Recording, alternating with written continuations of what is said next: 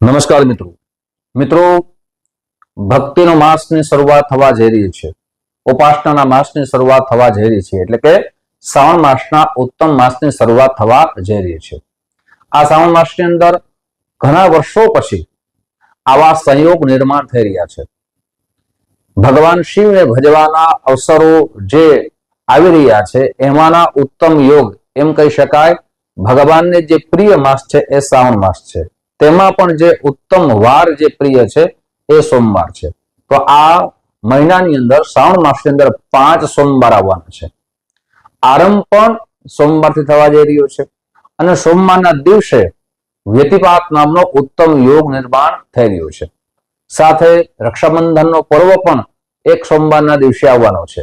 તો આખા શ્રાવણ માસની અંદર ભગવાનનું જે પ્રિય આપણા શાસ્ત્રમાં અનેક વિધિઓ બતાવી છે, અનેક પૂજાઓ બતાવી છે, એ દરેક પૂજાઓ આપણે ન કરી શકીએ તો એના માટે એક સરળ ઉપાયો આ અવશ્ય કરજો, જેનાથી પણ ભગવાનની અનંત કૃપા તમારા માથે વરસે। બહુ સરળ, આપ પોતાના ઘરે હોમાત્મક લઘુરુદ્ર ન કરાવી શકો, પાઠાત્મક લઘુરુદ્ર ન કરાવી શકો, ભગવાનનો રુદ્રાષ્ટ અધ્યાયથી અભિષેક ન કરાવી શકો, કરવા જોઈએ તો ભગવાનની પરમ કૃપા થઈ શકે। ભગવાનનો અભિષેક કરવો જોઈએ એ પણ ન થઈ શકે તો આજે સરળ ઉપાય બતાવું છું, જે અવશ્ય અને અવશ્ય કરજો। આ 5 સોમવાર જે શ્રાવણ મહિના શરૂઆતથી થવા જઈ રહ્યા છે, શું કરવું જોઈએ? તો સૌથી પહેલા આ 5 સોમવાર છે ને એનું વ્રત કરવું જોઈએ, એટલે કે આ 5 સોમવાર રહેવા જોઈએ। હવે આ 5 સોમવાર આખો દિવસ આપણે ભૂખા ન રહી શકીએ, સાથે 5 સોમવારમાં એક ટાણું કરો, એક ટાઈમ ભોજન કરી અને સોમવારનું વ્રત કરો। હવે એ પણ ન કરી શકો તો ફરાળ કરી અને એક ટાઈમ ભોજન કરી અને સોમવારનું વ્રત કરો। વ્રતના નિયમો છે એ પ્રમાણે અવશ્ય કરવા જોઈએ। સાથે સોમવારના દિવસે જેટલા થઈ શકે ઓમ નમઃ શિવાય, ઓમ નમઃ શિવાય, ઓમ નમઃ શિવાય મંત્ર જાપ અવશ્ય કરવા જોઈએ। હવે સોમવારના દિવસે શું ભગવાનની પૂજા સરળ આપણે કરવી જોઈએ? મિત્રો, આપના ઘરે ભગવાનનું સ્થાપના હોય એટલે કે ભગવાન લિંગની સ્થાપના હોય ઉત્તમ છે, પણ આપણા ઘરે ન હોય તો શિવાલય જઈ અને ભગવાન શિવની અવશ્ય પૂજા કરવી જોઈએ। આપણે 3 વસ્તુ સાથે અવશ્ય લઈ જવી। સૌથી પહેલા જલ લઈ જાઓ, કાળા તલ લઈ જાઓ અને ગાયનું દૂધ લઈ જાઓ। હવે ભગવાન શિવ ઉપર ત્યાંની વ્યવસ્થા પ્રમાણે આપ ભગવાન શિવ ઉપર સૌથી પહેલા દૂધ ચડાવો। દૂધ ચડાવ્યા પછી ભગવાન શિવ ઉપર કાળા તલ ચડાવો। ભગવાન શિવ ઉપર કાળા તલ ચડાવ્યા પછી ભગવાનનો જલથી અભિષેક કરો, ભગવાનને સ્નાન કરાવો। અને ખાસ કરીને મિત્રો, ભગવાનને 2 વસ્તુ બહુ પ્રિય છે। એક તો ભગવાનને ચંદન બહુ પ્રિય છે અને ભગવાનને ભસ્મ પણ બહુ પ્રિય છે।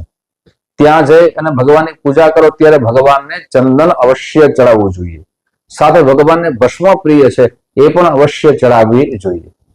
ત્યાં જ બેસી ભગવાનનો બહુ સરળ મંત્ર છે ઓમ નમઃ શિવાય, ઓમ નમઃ શિવાય મંત્રની ઓછામાં ઓછી સોમવારના દિવસે 11 માળા અવશ્ય કરો। આ તો આપણે કરી શકીએ અને ભગવાનની પ્રસન્નતા વધે છે। હવે મિત્રો, સોમવારના દિવસે બીજા 2 ઉપાય પણ તમારી સમક્ષ રાખું છું, જે અવશ્ય કરજો। પણ તે પહેલા એક નમ્ર પ્રાર્થના છે મિત્રો, સાથે કયા કયા તારીખમાં સોમવાર આવે છે એ પણ જણાવીશ। મિત્રો, તે પહેલા એક નમ્ર પ્રાર્થના છે, મારા નવા મિત્રો આ વિડીયો જોઈ રહ્યા છો, મિત્રો આ વિડીયો તમને ગમે તો જરૂર ને જરૂર લાઈક કરજો, કોમેન્ટ બોક્સમાં મહાદેવ જરૂર લખજો, સાથે આ વિડીયો તમારા મિત્રોમાં ખૂબ શેર કરજો। બહુ સરળ જાણકારી, સરળ પૂજા તમારી સમક્ષ રાખું છું। સાથે મિત્રો, ઘણી વખત ઘણા બધા વ્યક્તિઓના મને કોલ આવે છે કે શાસ્ત્રીજી અમારે જન્મકુંડલી બતાવી છે તો શું પદ્ધતિ છે? મિત્રો, મારી ઓફિસ જામનગરમાં છે, આપ જામનગરથી ખૂબ દૂર રહેતા હો તો તેના માટે ઓનલાઈનની સુંદર મજાની વ્યવસ્થા રાખી છે।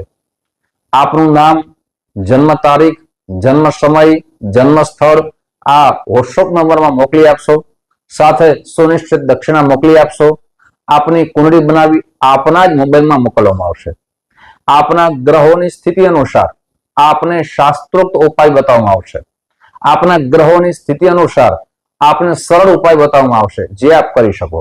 સાથે મિત્રો, બહુ અમને આનંદની વાત છે કે દર વર્ષે પ્રતિ વર્ષે અમે શ્રાવણ માસની અંદર મારા ઘણા બધા યજમાનો દ્વારા અભિષેક કરાવે છે.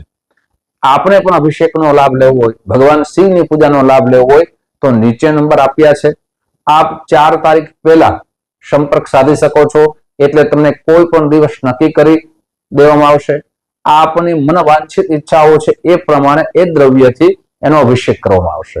મિત્રો, હવે વાત કરીએ કે આપને શું અવશ્ય કરવું જોઈએ. તો ભગવાનનો જે પ્રિય વાર છે સોમવારના દિવસે આપને અવશ્ય ને અવશ્ય દીપદાન કરવું જોઈએ. દીપદાન કઈ રીતે કરી શકો? તો કે આપ ભગવાન શિવના મંદિરે જાઓ અને કોઈ પણ વાતનો મિત્રો ઊભી કે આડી એ જરૂરી નથી, પણ આપની શ્રદ્ધા ખૂબ જરૂરી છે. ગાયનું ઘી વાટ બનાવીને લઈ જાઓ. ઓછામાં ઓછી ભગવાન પાસે 5 દીપ અર્પણ કરો. કોઈ પણ કોડિયામાં અર્પણ કરી શકો છો. પછી માટીનો હોય તોય ચાલે, તાંબાનો હોય તોય ચાલે, ચાંદીનું પાત્ર હોય તો પણ ચાલે. અને ભગવાન શિવની સામે જ્યારે દીપ અર્પણ કરો ત્યારે ભગવાન પાસે હૃદયથી પ્રાર્થના કરો કે ભગવાન મારી પૂજાનો આપ સ્વીકાર કરો, અને આપની જે પણ ઈચ્છા હોય, આપની જે પણ મનોકામના હોય, આપણા ઘરમાં આપણા પરિવારમાં જે અપૂર્તિ થયું હોય એ પૂર્તિ માટે ભગવાન શિવને દીપદાન સોમવારના દિવસે અવશ્ય કરો. પછી આપની શક્તિ અનુસાર કરો. ભગવાનને 11 દીપ પણ અર્પણ કરી શકો છો, 108 દીપ પણ અર્પણ કરી શકો છો. આપની શક્તિ પ્રમાણે દીપદાન અવશ્ય કરાવો. સાથે મિત્રો, સોમવાર કયા કયા તારીખોમાં આવે છે આપ અવશ્ય લખી લો, જેનાથી આપને સરળતા રહે વ્રત કરવામાં સોમવારનું, અને સાથે સાથે દીપદાન કરવામાં સરળતા રહે.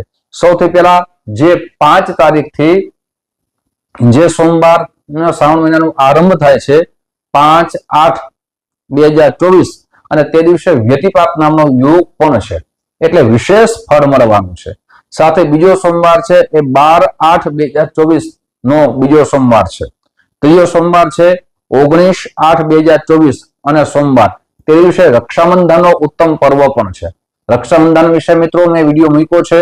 સાથે બેન પોતાના ભાઈને કયા સમયમાં રાખડી બાંધવે અને કયા મંત્રથી એને રાખડી બાંધવી જોઈએ એનો વિડીયો અવશ્ય સાંભળજો.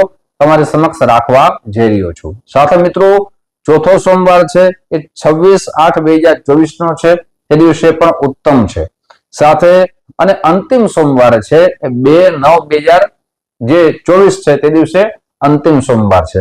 મિત્રો, તમારાથી જે પણ પૂજા થઈ શકે આ સોમવારના દિવસે અવશ્ય કરજો. સાથે એક વિશેષ ઉપાય બતાવું છું કે જેનાથી આપના ઘરમાં લક્ષ્મીની પ્રાપ્તિ પણ થઈ શકે. બની શકે તો અવશ્ય કરજો. આપ બીલીપત્ર જેટલા પણ મળે જેટલા પણ બીલીપત્ર મળે તેના સફેદ ચંદનથી એ દરેક સફેદ ચંદન વાળા કરી અને ભગવાન મહાદેવ ઉપર આપને ચડાવવા જોઈએ, અને ત્યાં જ બેસી અને ભગવાન શિવનું જે પણ સ્તોત્ર આવડે એ સ્તોત્રનો પાઠ કરવો જોઈએ. સાથે શિવ સૂક્તનો પાઠ કરવો જોઈએ. મિત્રો, શ્રાવણ માસની અંદર બીલીપત્ર મળવા ઘણી જગ્યાએ કઠિન બની જાય, તો ભગવાન શિવને જે બીલીપત્ર ચડ્યા હોય તે જલથી આપ છંટકાવ કરીને પાછા પણ બીલીપત્ર ભગવાન શિવ ઉપર ચડાવી શકો છો. મિત્રો, આવા સરળ ઉપાય તમારી સમક્ષ રાખતો રહીશ, જે સરળ ઉપાયના માધ્યમથી જીવન ઉત્તમ બની શકે. મિત્રો, હવેના જે તમારી સમક્ષ ઉપાય રાખશો સોમવાર અથવા શ્રાવણ મહિને રાખશું, અને એનો લાભ આપ અવશ્ય લેજો. મિત્રો, આ વિડીયો તમને ગમ્યો હોય, જે માધ્યમથી જોતા હોય, ફેસબુકના માધ્યમથી વિડીયો જોતા હો તો અમારા પેજને જરૂર ને જરૂર ફોલો કરી લેજો. સાથે યુટ્યુબના માધ્યમથી આ વિડીયો જોતા હો તો અમારા ચેનલને સબસ્ક્રાઇબ કરી લેજો. ફરીથી મળશો. આપ સૌને મારા જય શ્રી કૃષ્ણ. મહાદેવ.